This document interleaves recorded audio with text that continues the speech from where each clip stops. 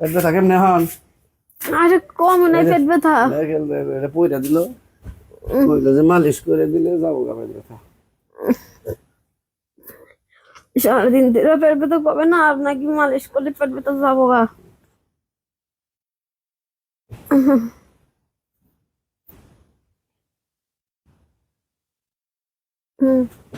আরে বুঝছি। দাঁড়াও আমি মালিশ করে দিই। আমি করতেছি। আমি দিতেছি।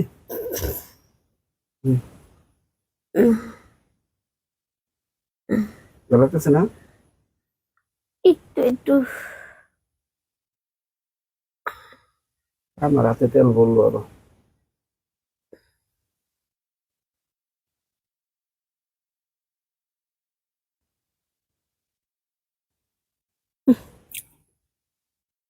ভালো লাগতেছে?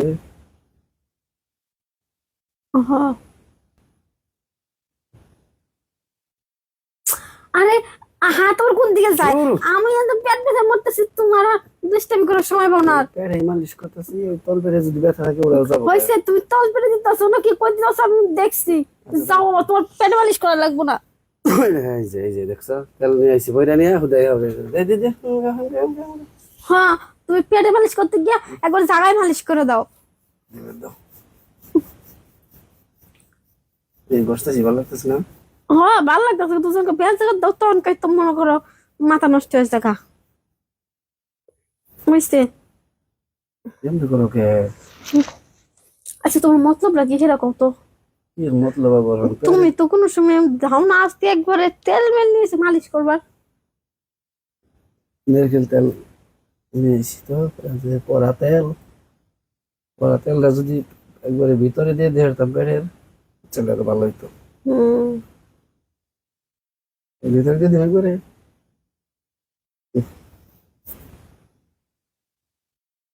আরে ধন্যবাদ। না। এই যে দেখেছি,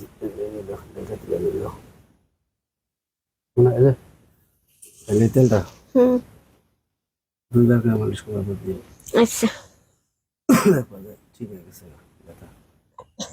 বুকে আছে কি ব্যথা? বুকে এলে তেলে বুকে এই যে এদিক দিয়ে সুন্দর করে ভালো করে ধুইলে মালিশ করলে যাবো গা। তো রেখে দাও, আচ্ছা। তেল তুল নষ্ট করে না, এমনি রাখলে পড়ে যাবো গা। আর পড়বো না, আমি ধরে রাখছি, যাও তো তুমি।